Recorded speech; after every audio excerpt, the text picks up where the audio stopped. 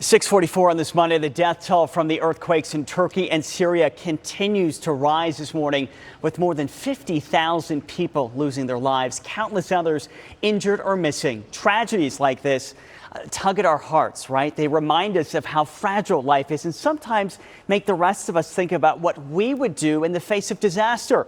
A Valley woman faced a different kind of tragedy in that same region and is using that experience to begin a new chapter in her life right here in Arizona.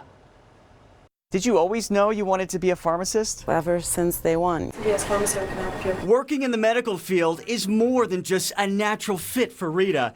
It's a true calling, and it's on display every time she shows up for work here at this CVS in Scottsdale. I mean, you do it all. Yeah,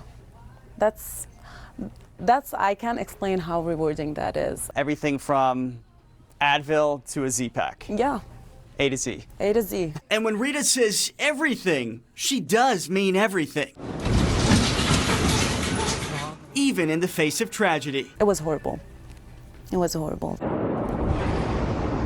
It was August 4th, 2020, just minutes away from her pharmacy. There was a massive ammonium nitrate explosion at the Port of Beirut in Rita's home country of Lebanon. More than 200 people were killed and at least 7,000 were injured. And I couldn't understand anything. I even had a panic attack. You know, you said that you had this panic attack, which is understandable. I think many people would feel the same way.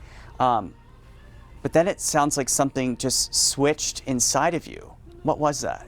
I mean, there was a voice inside my head. I can't explain it, but if I want to simplify the thought, it was just like, be grateful, you're not hurt. Some people are in way more damage and you're needed. Within minutes, Rita says the pharmacy she owned and operated would become a makeshift medical clinic. Many of Beirut's hospitals were badly damaged in the blast. We were all hands on deck trying to help out.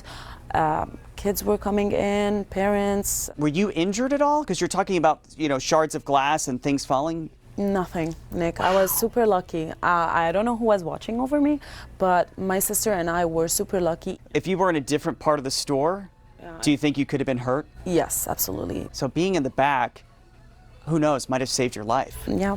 And since she wasn't injured, Rita knew she needed to act. Everything from wound care, sprains, even tetanus shots. She lost count, but says she treated dozens of patients. This explosion made me realize how resilient and strong I can be in difficult situations, which is why I started to look for a backup plan. That backup plan included a move to the U.S.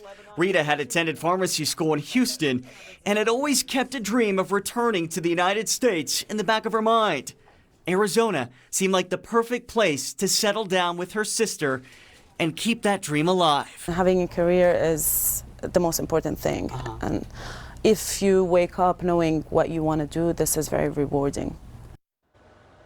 Yeah, she's doing amazing work as the pharmacy manager there at that CVS in Scottsdale. So even though it's been more than 2 years, Lebanon still seeing the impacts of that deadly explosion. According to the United Nations, more than 77,000 apartments were destroyed in that blast. Some 300,000 people were displaced and at least 80,000 children became homeless. The UN is now calling for an international investigation to get to the bottom of what exactly caused that deadly explosion. If you'd like to take action and help out the victims, we've posted a link on ABC15.com where you can do that.